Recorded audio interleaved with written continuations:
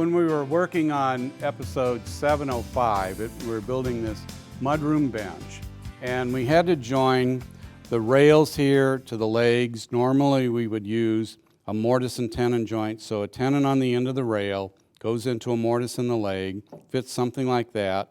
But we wanted to try something a little bit different, and in this case we used what's called a loose tenon joint. So we have a loose tenon that fits in two mortises. So we've already cut the two mortises and we've cut the loose tenon. Now we're ready to assemble all this. Right. Now with assembly, you can see we've got not just the rail and leg parts, we also have a lot of loose tenons. Things can get a little hectic. Exactly. The nice thing is with this kind of joinery, you can actually glue one of the tenons in place, let that dry, not worry about the rest of the assembly until later. Right. So it is easy. There were a bunch of these on here. So we did that kind of one at a time, got one side of it all done. Now you notice when Bryan was putting that in there, I'll put it in this one, it looks like, okay, you guys kind of messed up here. This is kind of too loose. This is not right. It's actually for a reason in this case. So we didn't want it absolutely tight. We wanted it to be a little bit loose.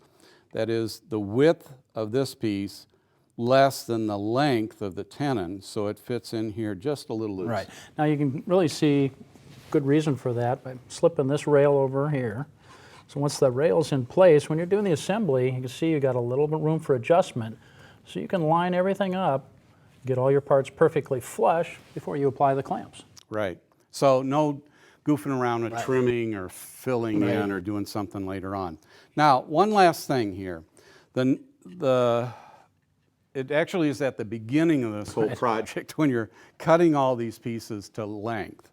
So normally what you would do is you would cut the rail here to length, allowing for the length of this tenon, and that's going to fit into your mortise. But in this case, since the tenon is not there, this just butts up against your leg. So now you just have to worry about the length without the tenon, which is what we call the shoulder-to-shoulder length. It's the shoulder here that fits up against the leg to the other shoulder on the other end of this. And it's a lot easier to cut these pieces to length. All your rails, there's 4 of them here, 2 on the front, 2 on the back. So if you cut all those to length at the same time, then you know everything's going to be square, and it makes it a lot easier. So I like this, what we call a loose tenon joint.